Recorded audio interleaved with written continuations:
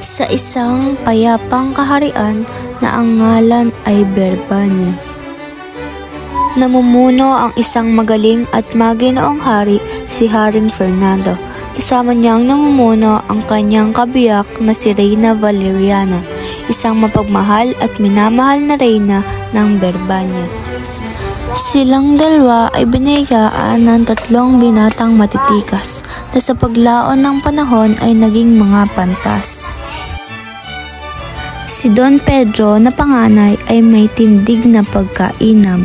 Si Don Diego naman ay malumanay, habang si Don Juan naman ay may pusong ginintuan.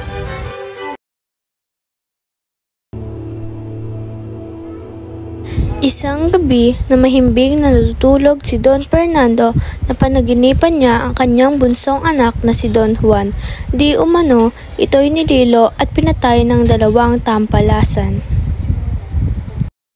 Juan.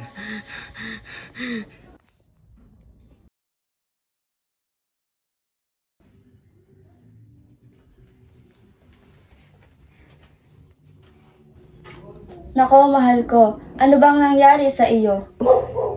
Sakit mo po, Haring mahal, ay bunga ng sakipan. Subigat man at maseran, may mabisang gamutan.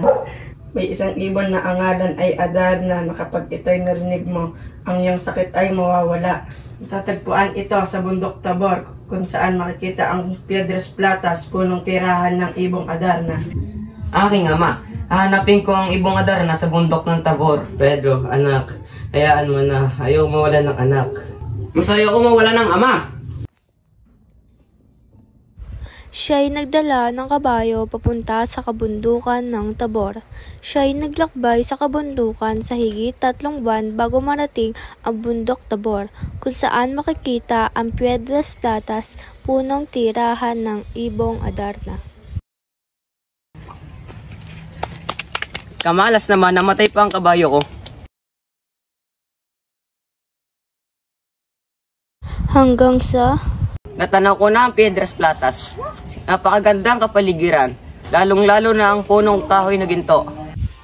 dumating ang ibong Adarna at nagsimulang umawit.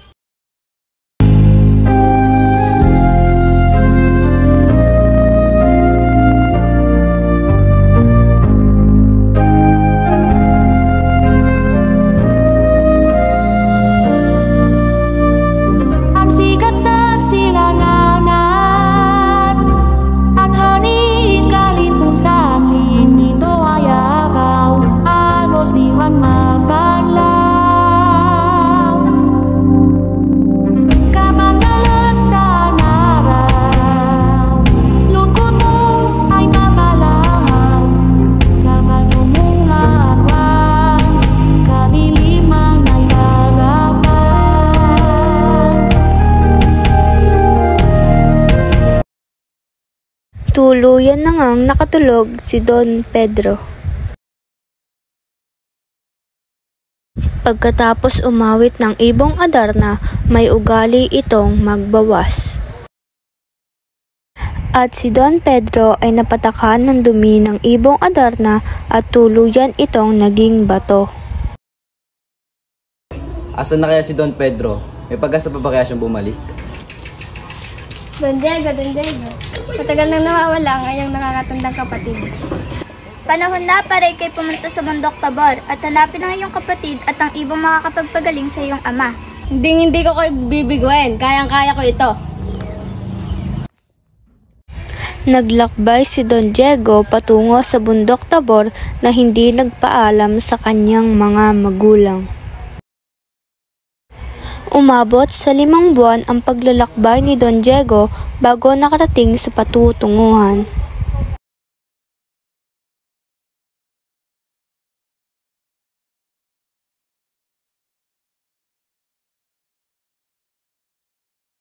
Nagdaan pa ang ilang oras bago niya matunton ang punong kanyang hinahanap. O kay laking hiwaga, puno'y nakakaakit sa mata. Malalim na ang gabi, ako'y magpapahinga na.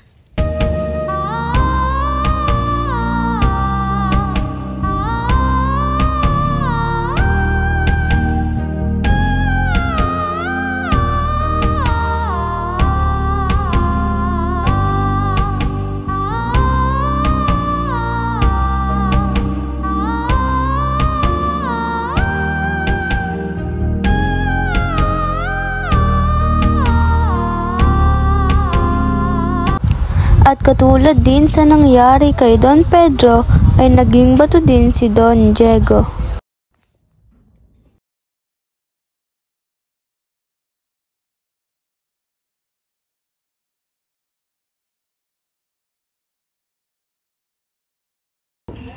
Mahal ko, masama ang kutob ko kay Don Pedro at Don Diego. Ano ang maaari nating gawin?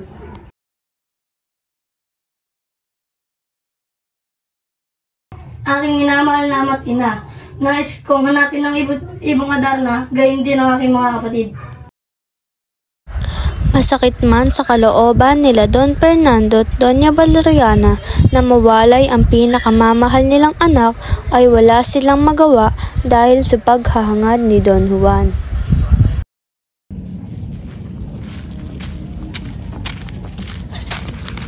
Iho, tulungan mo ako. Kay gutom na. Oh, tinapay para sa aking paglalakbay. Salamat. Anong maipagdilingkod sa iyo? Paano ko makikita ang Adarnang napakaganda? Pagpunta mo sa Piedras Platas, pumunta ka muna sa dampang maliit at ikay kumato at iyong kasagutan ay masasagot. Maraming salamat po. Teka lang. Baunin mo ang pagtitiwala sa iyong sarili. Tanggapin mo itong tinapay na ito bilang aking pasasalamat dahil malayo pa ang iyong lalakbayin. Ay, hindi na po. Hindi ko na po pwedeng bawiin ang aking ibinigay. Maraming salamat, iho. Maraming salamat din po. Nagdaan pa ang ilang oras bago niya matunton ang punong kanyang hinahanap. Nang nakarating na si Don Juan sa Piedras Platas, sinunod niya ang pinayo ng matandang ermitanyo.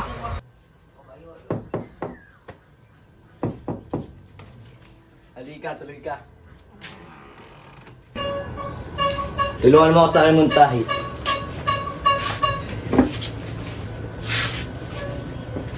Ano ba ang may papaglikod ko sa'yo?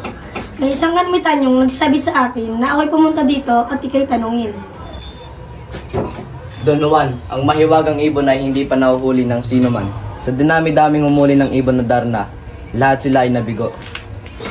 Ikaw pa kaya? Gagawin ko ang lahat, alang-alang sa aking ama. Kung ganon, pumunta ka sa puno ng Piedras Platas, kung saan nakatira ang ibon na Darna. Ito, tanggapin mo ang akin alok. Ito ang 7 dayap na gagamitin mo sa 7 awit ng ibon. Sa bawat awit ng ibon, hihiway mo ang iyong palad gamit ang labana ito at papatakan mo ito ng isang dayap. Ito ang 7 sintas na paghuhuli mo sa ibong Adarna. Doon naman, humayo ka na sapagkat ito na ang oras ng pagdating ng ibong Adarna.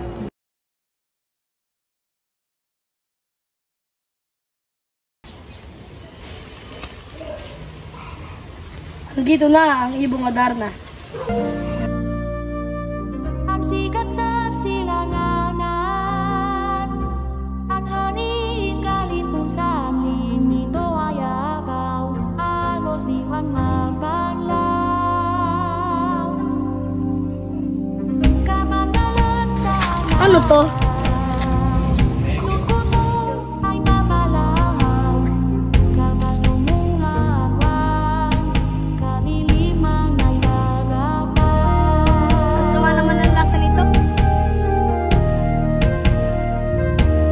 Maraming salamat. Kami ay iyong niligtas.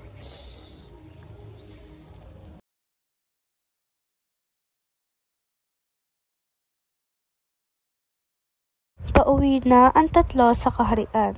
Isang masamang balakin ang naisip ng nakakatandang kapatid na sinang-ayunan ng ikalawang kapatid.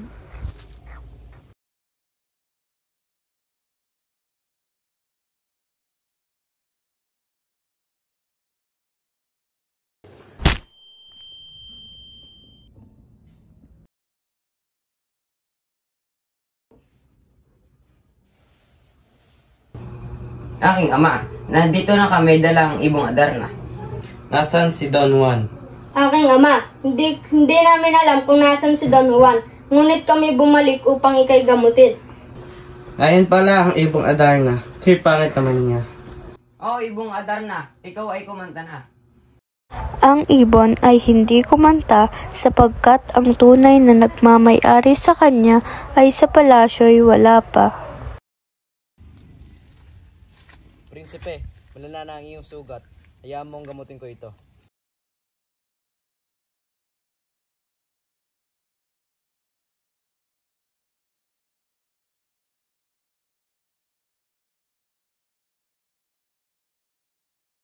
Maraming salamat po. Kakabalik na ako sa Barbanya.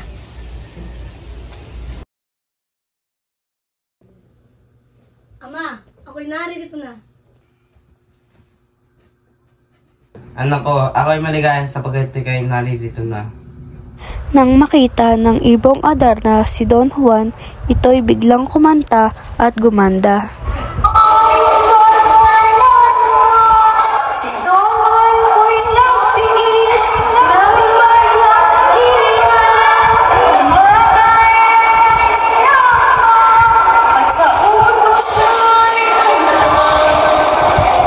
Mahal ko, kamusta na ang pakiramdam mo? Gumaling na ako. Mabuti na ang aking pakiramdam. Don Diego, Don Pedro, ano naisipan niyo ba't niyo ginawa sa inyong kapatid? Hindi to katanggap-tanggap! Dahil dyan, tatanggalin ko kayo ng kapangyarihan at papatapin ko kayo sa malayong lugar. Aking ama, huwag ka nang magalit sapagkat napatawad ko na rin sila at sana kayo rin. Dahil iyan ang iyong kahilingan. Don Diego, Don Pedro, pinapatawad ko na kayo. Ngunit pag ito'y naulit, kamatayan ang papato sa inyo.